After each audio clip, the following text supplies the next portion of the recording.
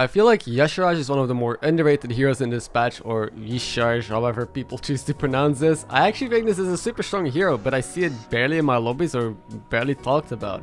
Their buddy is basically some sort of mama bear that whenever you play a card from your tavern tier or summon a card from your tavern tier, it gets +4/+4.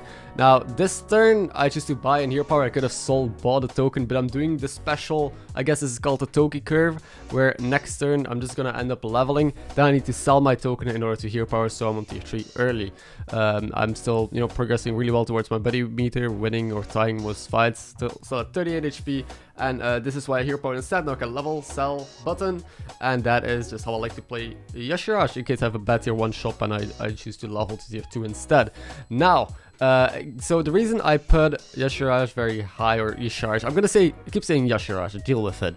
But I rated him pretty high on the tier list, mainly because my idea of him was you get this buddy of yours early, then you just level button, then you fill out the board with cards from your tiers, so they all get insane stats, and just level straight to tier 6 and do strong shit. So that was what I tried to do here, just do strong shit while leveling. I feel like that has become like my staple sentence, just do strong shit, because that's what wins lobbies. This turn is also very clean because I still had the token buddy. I can sell, double buy hero power because my shop was really good. So now I have a deflectobot, a menaced bomb, a random two random 2-drops, and now a random 3-drop, which is a green thumb, which is pretty good. I will take it. And I got my buddy this fight as well on 7 gold. Usually you get to your tier 3 buddy on 7 gold, so that's just on pace. But now I can play this buddy and play the card that I just gained from hero power. So this 3-drop, this buddy, look at the stats of it. It is insane. It's gonna turn into a 5/8 already. It's turn 6. So I can just level button here as well. Works very cleanly. I think this curve is probably the ideal curve when playing Yasharaj.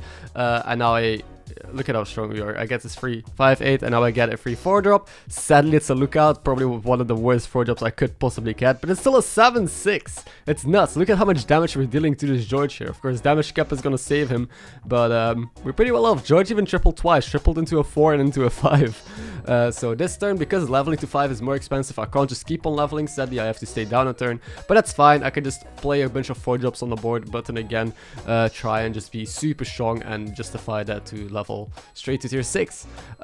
So I'll buy an egg, I'll buy a ring matron. Now at the end of the turn here, I could just end on a tank. I think tank is really strong since you do have somewhat of an avenge setup, but I feel like that's overkill. I feel like we're super strong already, but instead I'm just, you know, this Quillboard guy that I bought, never done anything. I'll sell that. I'll sell the lookout, even though we got it from hero power. It's not worth it either.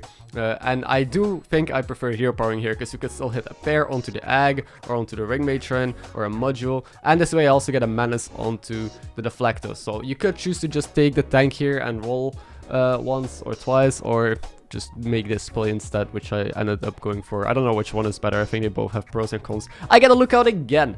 I don't know how I do it, but I feel like, yeah, this game, my 4-drops from hero power are just kind of screwed. But at least my lookout again is a pretty strong buddy. And we dealt 15 again to a Yogg. We're just damage capping people left and right. Now, obviously, we're just gonna level, sell the stupid lookout again, and button, getting a random 5-drop, also at +4/+4 stats. So this feels so strong. I could just have a Mom Bear for any cards that I summon or play, basically, from my tavern tier. We got a 7, which isn't that bad. It's okay, you know, a 6, 10, 7, I will take it. Now, the AFK did end up beating us because they stayed down, tripled into a 5, and they were pretty strong, I'm not gonna lie.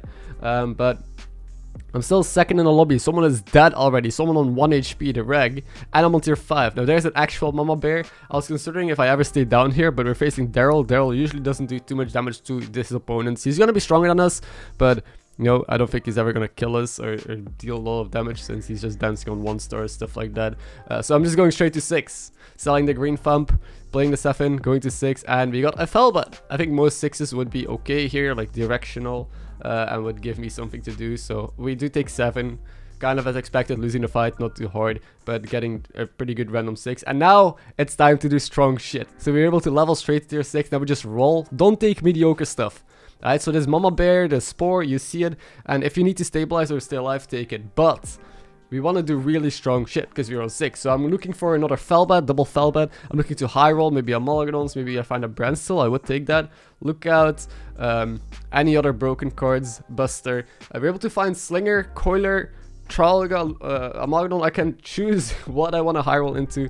I'm gonna end up making this Amalgadon golden. We do have still a menagerie board, so we should get a bunch of adepts here, and yeah, it's pretty good. It's also completely fixable. We have a 7 on the board, so we can get poisoned. We could module it if we miss. It's a demon that gets buffed from Firebat. I do have to play it here though, because otherwise I could eat it with the Firebat. But we also discover another 6 drop, so I mean, second Firebat or Amalgadon. I chose the second Firebat, and we're in business. In one turn, because we power level to 6 and rolled a bunch, I was able to find another Firebat, a perfect Dong, and we now have an amazing board. I don't even need to find more demons now. We eat every board already. With double Firebat, you need one more demon. In this case, it's the Amalgadon, and you are just good to go. We also tripled our buddy, but our buddy isn't directional. So the buddy is not going to stay on our board. It's not going to help us make a comp. It's just going to allow us to spike and get strong, but I feel like it's overkill. You don't even need this golden buddy. I'll just take a golden another 6 drop though. That's fine.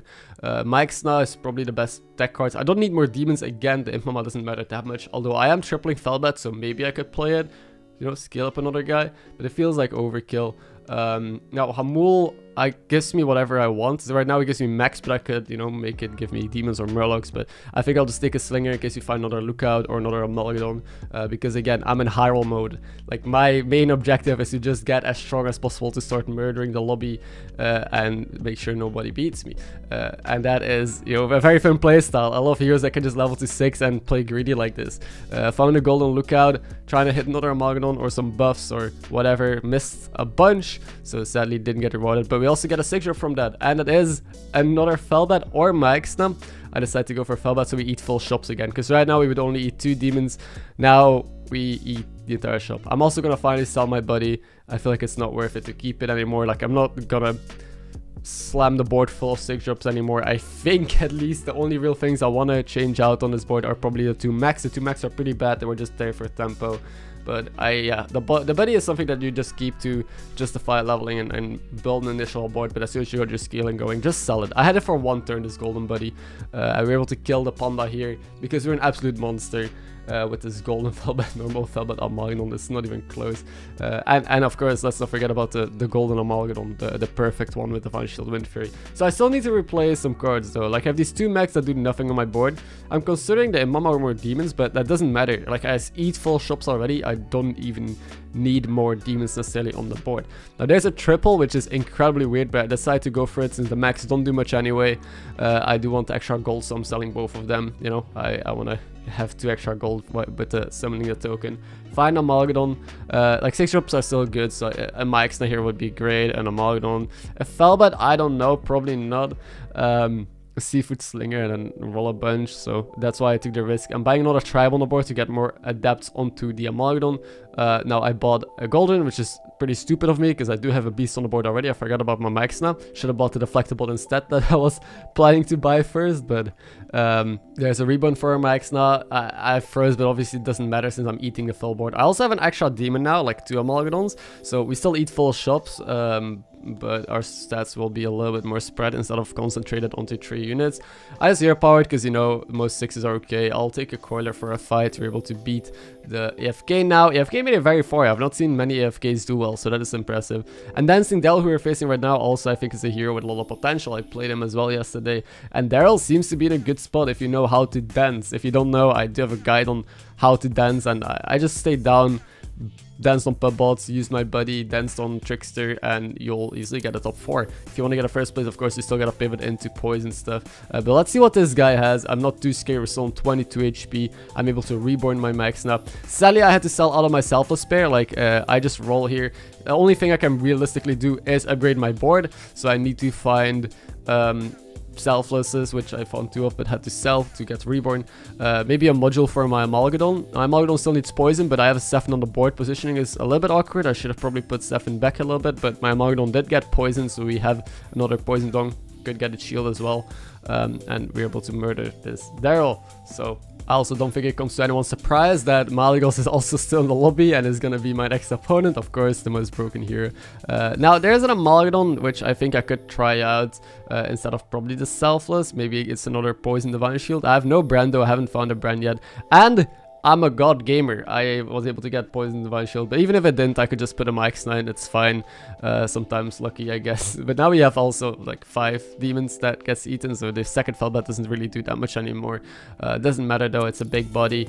This person has just a big Wrath Weaver, and I don't know, they hero powered into 5s and 2 Amalgadons.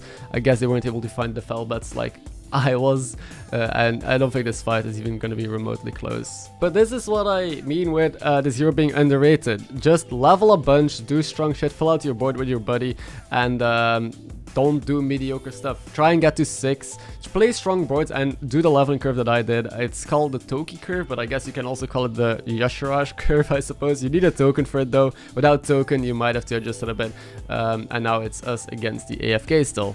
The only upgrades I can really make is maybe find a replacement for this Firebat, find a module still for a Amalgadon. I found Reborn, and I'm really considering, is it worth to do anything here? Like, I can't really put a Reborn Max 9, I would have to double sell for it. I'm rolling a bunch still for the good tech cards, but I'm gonna sell the Firebat, reborning Amalgadon, and putting Max 9. Why, you may ask? Well, if the Amalgadon dies and reborns, it can still get poisoned from the Sephin. So Sephin can still poison this Dong. Sadly, it doesn't have taunts, so it's not very reliable. It's actually pretty hard. You need some decent hits for it in this situation, but still, it's better than just keeping this this Firebat instead. The Max now also should be more useful, and they have a very weird and whack scam comp, so we should be favored in this fight. And I also want to thank everyone who popped over on Twitch from YouTube. I saw a lot of new faces there, because these games come live from Twitch, so I stream there live if you want to catch me and ask questions or just join in on the fun.